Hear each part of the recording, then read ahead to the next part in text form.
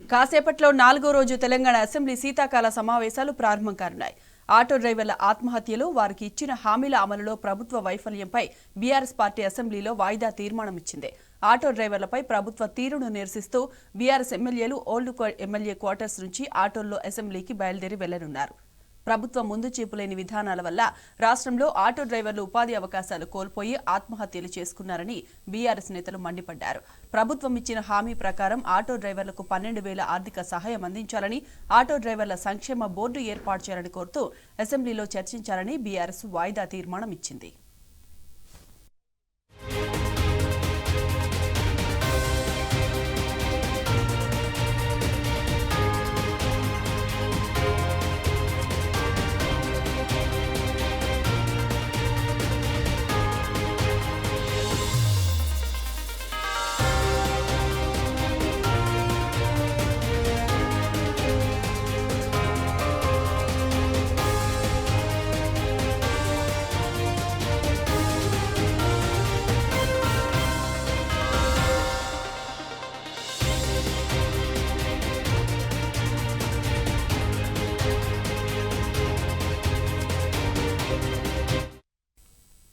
ఇక ఇదే అంశానికి సంబంధించిన పూర్తి డీటెయిల్స్ మా ప్రతినిధి వంశీ లైవ్ లో అందిస్తారు. వంశీ, చెప్పండి, అసెంబ్లీలో బీఆర్ఎస్ వాయిదా తీర్మానానికి సంబంధించిన అప్డేట్స్ ఏంటి వంశీ?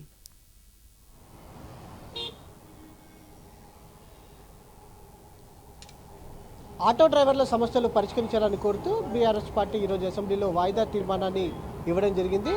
ఇప్పటికే ఆటో కార్మికుల సమస్యలకు సంబంధించి కూడా గత సంవత్సర కాలంగా ఆటో కార్మికులు ఎలాంటి ఇబ్బందులు పడుతున్నటువంటి పరిస్థితి కూడా మనందరికీ కూడా తెలిసిందే. కాసేపట్లో ఎమ్మెల్యే క్వార్టర్స్ నుంచి కూడా ఆటోల్లో అటు బీఆర్ఎస్ పార్టీ నాయకులు తన ఏదైతే వారి నిరసన తెలియజేస్తూ అసెంబ్లీకి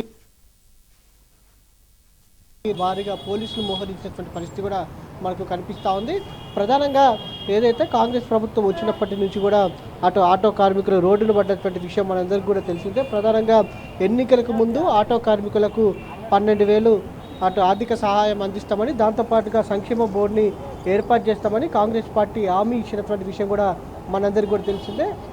సంవత్సర కాలం గడుస్తున్నా కూడా ఇప్పటి వరకు కూడా కనీసం ఆటో కార్మికుల సమస్యలు పరిష్కరించాలన్న చిత్తశుద్ధితోటి ప్రభుత్వం లేకపోవడంతో అటు ఏదైతే ఈ కార్యక్రమాన్ని తీసుకున్నటువంటి పరిస్థితిగా మనం చూస్తూ ఉన్నాం. అటు వాయిదా తీర్మానాన్ని అసెంబ్లీలో ఇవ్వడంతో ఆటో కార్మికుల తరఫున ఏదైతే వారి నిరసనను తెలియజేస్తూ అటు ఏదైతే కాసేపట్లో ఎమ్మెల్యే క్వార్టర్స్ నుంచి ఇటు ఏదైతే అసెంబ్లీకి బయలుదేరి రానున్నారు.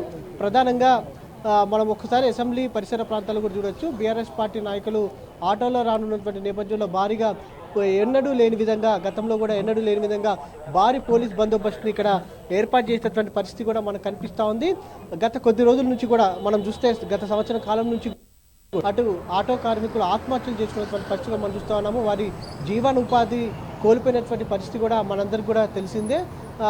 స్వయాన అటు ఏదైతే ప్రజాభవన్ ఎదుట ఆటో కార్మికులు వారి యొక్క ఆటోని తగలబెట్టినటువంటి సందర్భాన్ని కూడా మనం చూసాం. కానీ అలాంటి సందర్భాలు ఎదుర్కొన్నా కూడా ఎంతోమంది ఆటో కార్మికులు ఆత్మహత్యలు చేసుకున్నా, ఎన్నో కుటుంబాలు రోడ్డు మీద పడ్డా కూడా రాష్ట్ర ప్రభుత్వం స్పందించకపోవడంతో అటు అసెంబ్లీలో ఆటో కార్మికుల పక్షాన వాయిదా తీర్మానాన్ని ఇవ్వడంతో పాటుగా అటు